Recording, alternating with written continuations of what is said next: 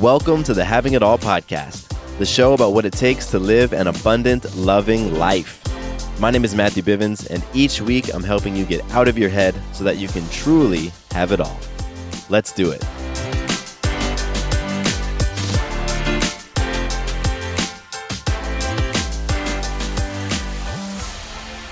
What's going on, everybody? Matthew Bivens here, and welcome to the podcast. I'm pumped that you're here hanging out with me, and if this is your first time, welcome. I'm hoping that you get some power, some encouragement, some tools, some juice from this conversation. And if it's not your first time, then welcome back. Happy to have you here. Today's episode is all about commitments and exploring the role that emotions play in helping us to keep our commitments. And it's inspired by this fast that I'm currently doing. So for a few years, I was fasting once a week. Every Monday, I would do a juice fast. And so I would stop eating Sunday night, dinner time, and I would fast all the way until Monday at dinner time. And I've been doing that for a number of years. And then when Sarah and I got pregnant, I stopped. And what was interesting is the reason I stopped has a lot to do with the topic today, and it's because of emotions. It's because I didn't want to do it anymore. And so I'm back on it. I had a conversation with a couple of friends a few weeks ago, and I was describing fasting and what it meant to me and all of that, and I realized this is kind of hypocritical or maybe fraudulent of me to talk about the benefits of doing these intermittent fasts for myself when I haven't been doing them in a long time. So last week I got back on, and here we are a week later, and it's Monday, and it's about 2 p.m., so I'll be breaking the fast in a few hours. And I am bundled up right now. I've got my hoodie on, I've got gloves on, I got a heater going on in the room because whenever I'm fasting, I get really cold. Yeah, it's an interesting thing. And couple that with the fact that it's freaking cold as heck right now in Atlanta, and it's middle of March, but it's like 30-something degrees outside, so I'm definitely feeling the impact physically of this fast.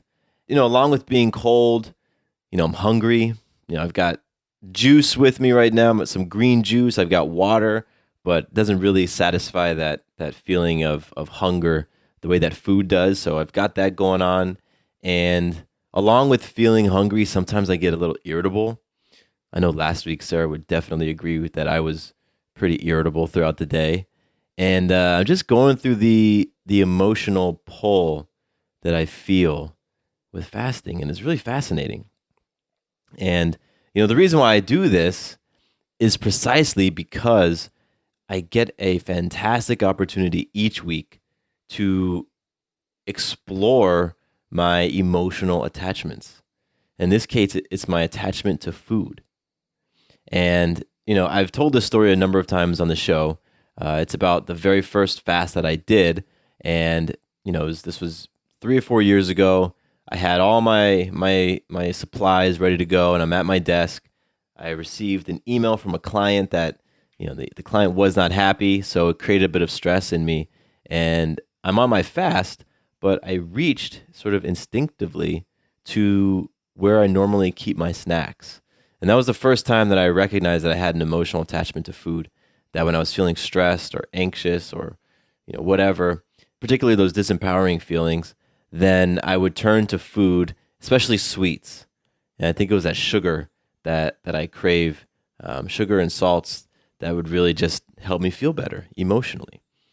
So here I am doing this fast today, and it's giving me an opportunity to explore my attachments. And I love it particularly for that reason.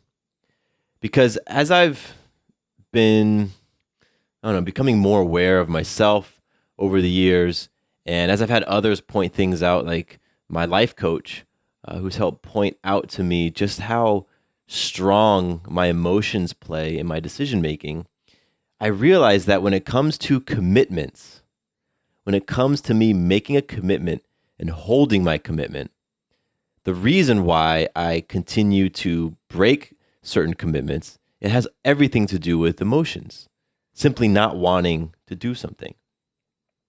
And it's funny because I'll allow myself to get frustrated when I break a commitment. Like, for example, if I tell myself that I'm going to meditate every day for a week and then I don't do it. And I get mad at myself because I'm thinking, you can't even keep a simple habit like 10-minute meditation. What's going on, man? What's wrong with you? Why can't you keep that commitment to yourself?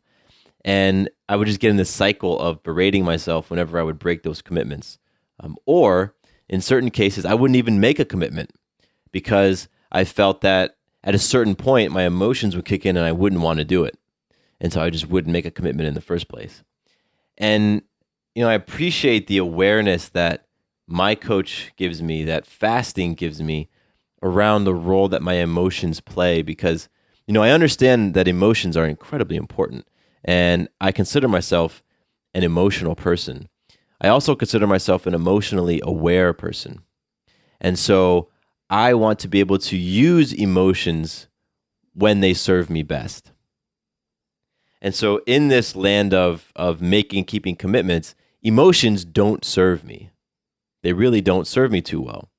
And I can bring up many examples in my own life of when my emotions have sabotaged my commitments. And that's what I want to bring to your attention today as well. Where in your life are your emotions coming into play and just completely undermining a commitment that you make? And then where do you criticize yourself or criticize another person or whatever it is because that commitment got broken? And where might you be failing to realize the connection that your emotions play in all of it? Because as I just go inward in my own life and my own journey, and as I do things like this weekly fast, I really see, man, it's my emotions that kick in when it's Saturday morning and normally I go for a 4-mile run with a group of people, but the alarm goes off and I just don't feel like getting up, right? Or it's my emotions that kick in when I make this internal commitment to call my grandmother every week, but on my drive, my 30-minute commute into town, I'd rather listen to sports instead. Or it's my emotions that kick in when I tell myself that on my balance chart, which is the tool that I use to keep track of my habits and to create healthy habits in my life, when I tell myself that I'm going to score a 90% or above, and it's Sunday evening and I've got a 60, and that means I have to put in a lot of time to get those points, my emotions kick in and they say, you don't really need to do that. And it's my emotions that kick in when I make these commitments to speak Sarah's love language because, one of her love languages is quality time and words of affirmation. And sometimes I just don't feel like it. Sometimes I'd rather watch a basketball game than spend that quality time. Or sometimes my tank might be low, so affirming her is something I just don't feel like doing. And it's creating this awareness in my life at the role the emotions play. And as I do that, then I realize, okay, I can choose different than what my emotions are wanting in this moment. And so this fast that I'm doing right now gives me a chance to practice that. Because for me, it's one thing for me to know something, to understand this is how my mind operates, this is how my body operates. It's another thing for me to actually practice and experience it. That for me is where the lesson really sinks in. That's really where it can take root within me when I practice it and I keep that practice going. So I really wanted to use this episode as an invitation. I want to invite all of you to practice with me.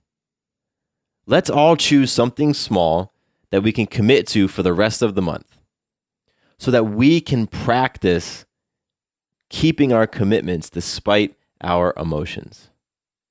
So it can be a daily habit, it can be a weekly habit, whatever you choose, doesn't matter, but whatever it is, you got to stick to it. So for me, I'm going to keep up my weekly fasting. Every Monday for the rest of the month, I'm going to do a 24-hour juice fast. From Sunday evening to Monday evening, I'm going to be doing it. No matter how I feel, no matter what comes up for me, no matter if I have a business meeting at the most delicious restaurant in town, and they're like, oh, no, get whatever you want. Yeah, it's on me. I'm not going to give in to my emotions.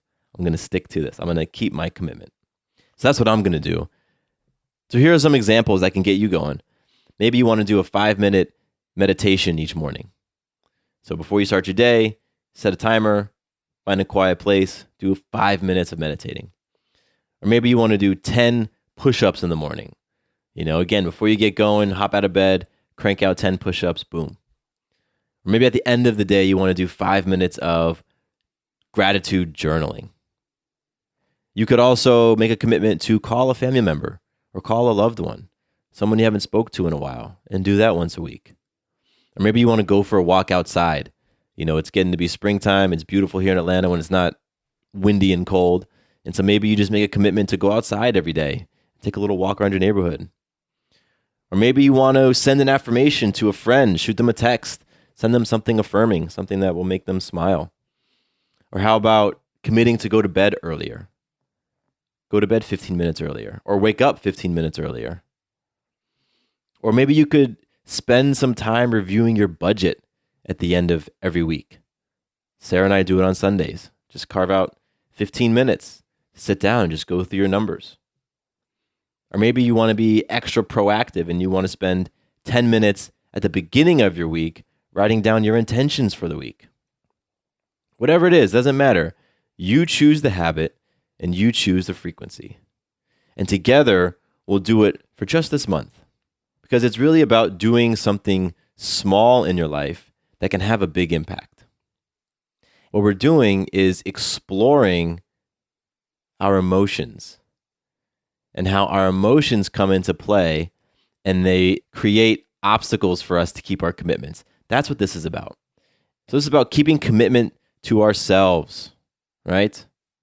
And to create a little bit of accountability around this, I want you to share your commitment with me. And so if you want to share your commitment with me, you can do so in a couple of ways. First, you can email me, mattcbivens@gmail.com. Or you can hit me up at Twitter. I don't think I've ever given out my Twitter handle on this show. I don't really use my Twitter a whole lot. But for this, I will monitor it. And that's at Matt Bivens, MattBivens. That's me on Twitter. And you can also, I'll give you my Instagram as well. I don't do much on Instagram either, but you can find me there. And for this month, I'll monitor it and we can connect. And that's Matthew_Bivens. So those are 3 ways to get in touch with me: email, Twitter, and Instagram. And just share with me whatever your commitment is. And I would love to be there to support you, to, act as an accountability partner for you in this practice of just holding our commitments and showing up for ourselves despite our emotions. So regardless of how you're feeling, you're going to show up. And even if the habit that you're choosing, even if the activity you're choosing is for someone else, like giving somebody a phone call or sending someone an affirmation, you still are showing up for yourself when you perform that action. Because you're telling yourself that this is important enough to me that I'm going to show up. So I'm excited about this. I'm excited to continue to explore for myself. I'm excited to see what comes up for you. And I'm looking forward to see, what we can create and flow into the rest of our year with. So please connect with me. I'd love to hear from you. And with that, we keep this episode short and sweet today. My name is Matthew Bivens, and here is to you having it all. Quick note about the Having It All podcast. I am not a doctor nor a licensed therapist. I'm a guy with a story and a passion for conscious conversation. My thoughts, opinions, and beliefs are my own. So please consult with your doctor or healthcare provider regarding any questions or issues you have related to your personal, physical, or mental health.